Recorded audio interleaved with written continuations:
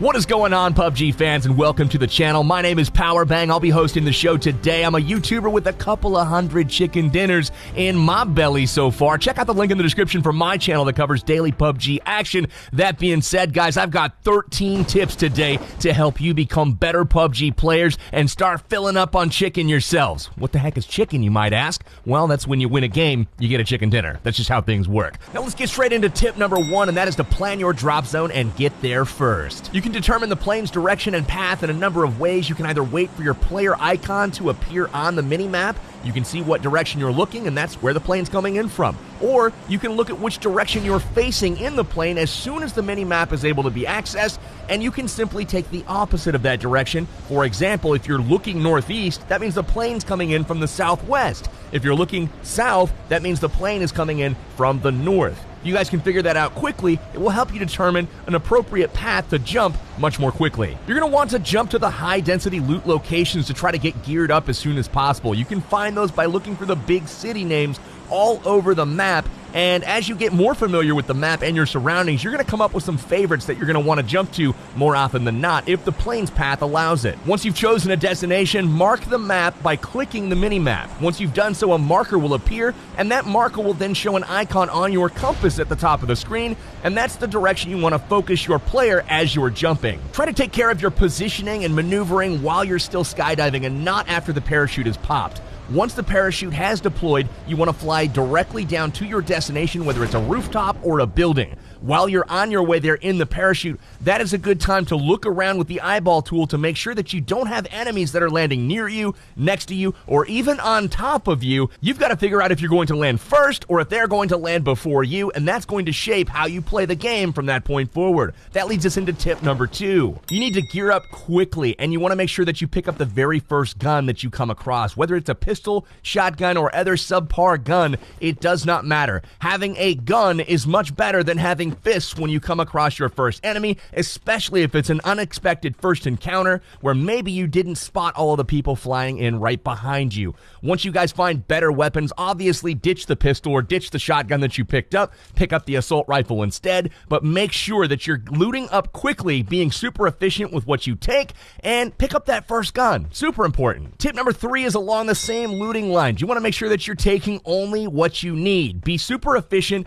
Don't take ammo and attachments for guns that you don't even have, or don't keep the ammunition or attachment from guns that you have dropped in favor of others. If you drop and pick up a shotgun and a choke and all kinds of 12-gauge shells, you want to make sure that you ditch those once you pick up an assault rifle to replace the shotgun. The attachments and the ammo will not clear out of your inventory, and that inventory space is valuable for other things such as boosts or med kits. You want to make sure that you have the space available for the items that are actually going to benefit you. Now, once you've dropped, cleared your immediate area, looted up a little bit, and you're starting to get ready to actually defend yourself or even fight, you want to take note of tip number 4, and that is to pay attention to the safe zone. Open up your mini-map, check the white circle, and if you are outside of that first white circle, you know that you need to move to get to it before that first timer counts down that's right below your mini-map and the safe zone starts to collapse. If it collapses and you're outside of it and you're in the blue zone, you will start to take periodic damage, which is not super helpful if you're trying to win the game. Make sure that you're moving inside the safe zone at all times. There's a couple different more advanced strategies for playing the safe zone. We will cover those in future episodes as well. Tip number 5 is to always move while you're out in the open. If you're in line of sight of anywhere where you could potentially be shot, make sure that you're a moving target and not a sitting duck. For players like myself that like to snipe from long range, I'm always looking for that player that stands still while looting a supply crate or looting an enemy, or maybe just looking off in the direction through his scope as well. If he stands still for a moment, that head is getting in my crosshairs and I'm going to blow it up. So make sure you're staying very active and moving while you're looting and while you're running around. Jump here and there. You want to make sure that you are not an easy target. That being said, if you are in cover or if you've decided to go prone and lay in the grass, you want to be as still as possible while you're in cover. If you're in a building, staying still will keep you from making noise that may alert enemies to your presence, and in the grass, obviously, those visual cues are super apparent when when you're scoping in on a hillside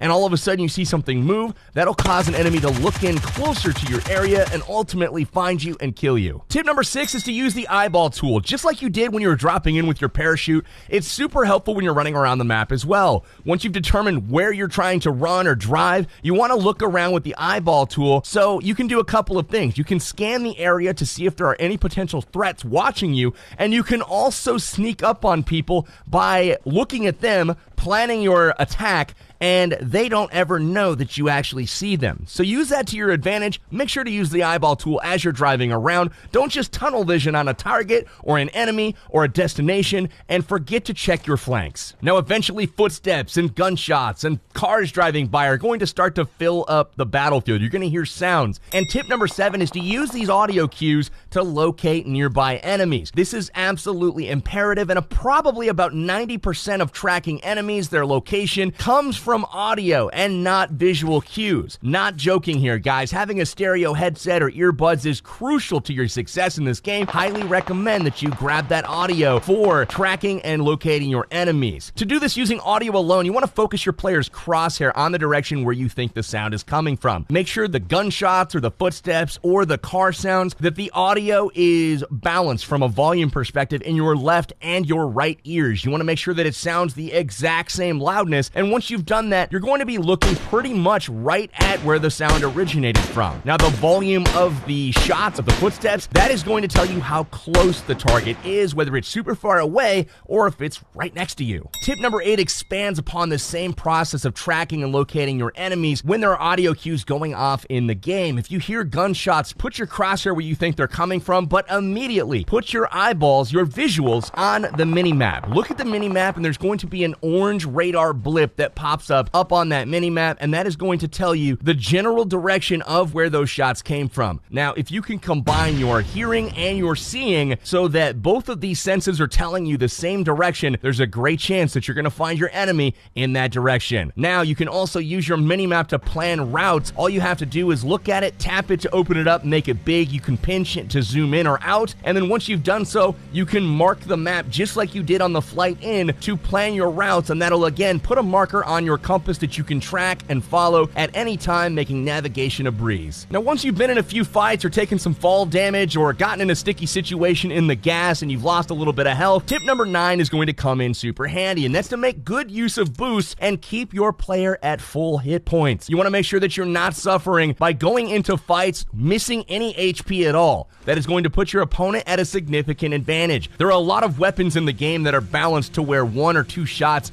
may do 97 or 98 damage on a player. If you're missing 3 hit points and you get headshot for 98 damage, you're going to feel pretty sad when you know you could have continued the fight, found cover, healed up if you would have just gone into the fight at full hit points. Your energy drinks and your painkillers are the most common boosts to be found. Now, your energy drinks work in about 2 minutes, where the painkillers last about 3 minutes. Energy drinks will heal about 23% of your HP over time, so every few seconds your health bar will tick up just a little bit. Painkillers will actually heal even more, almost 40% of your total hit point bar, and that will happen over 3 minutes. If you are lucky enough to find an adrenaline syringes will fill up your boost bar to 100%, and that will heal over 80% of your health bar over 5 minutes. Adrenaline syringes can only be found in supply drop crates, so it's more often than not you're going to be using the energy drinks and the painkillers. Make sure you loot these items as often as you can. They're uncommon, not rare, but you always want to have a plentiful supply of boosts on your persons at all times. Tip number 10 is to use the supply drop crates to your advantage. You can do this by looting them for some of the best weapons, armor, scopes in the game,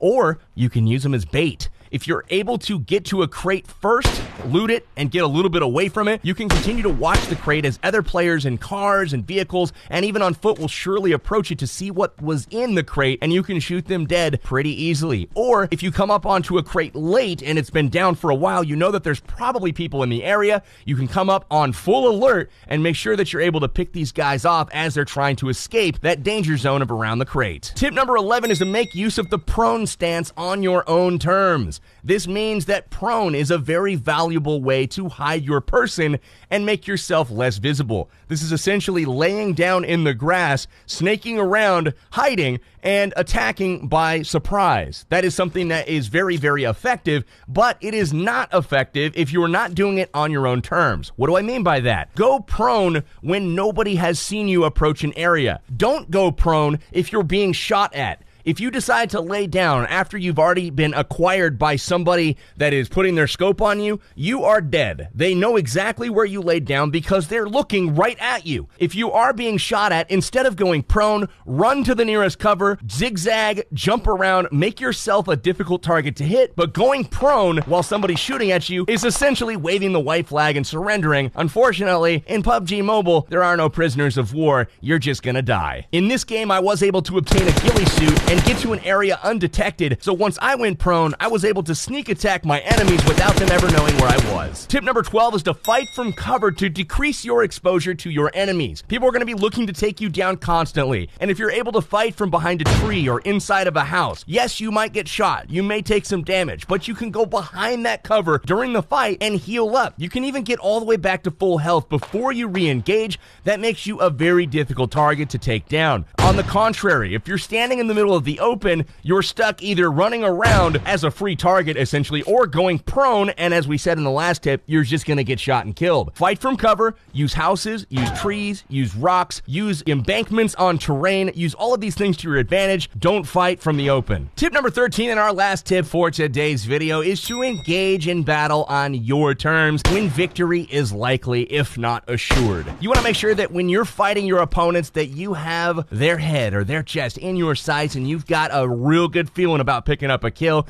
You don't want to give away your position by firing before you're ready to get that kill, letting them know where you are, allowing them the ability to reposition, to get cover themselves, to heal up so they can re-engage you. Make sure that you fire when you see them and don't be pressured into entering a fight, especially if you think the enemy's fishing for your location and they don't exactly know where you are. So as you're going to see at the end of this game, my opponent, I know exactly where he is because I saw him earlier and he thinks he knows where I am based off of sound, but unfortunately I'm wearing a ghillie suit. He is wrong, he never sees me, and I'm not baited into the fight. When he finally shows himself from around the tree, I'm ready for him. Pop him right in the chest, get him in the head, and boom, winner, winner, chicken dinner. That is how it's done, ladies and gentlemen. We'll add that notch onto our belt, another chicken dinner. We're full around here, baby. If you guys are liking the tips, if you're liking the trips, make sure you subscribe to the PUBG Mobile channel. We're going to be putting out a ton of amazing videos over the next several months that are going to help you guys become a better player and have some more fun playing PUBG Mobile. For now, I'm your host, Powerbang. I'm signing out, and I'll be with you guys next time.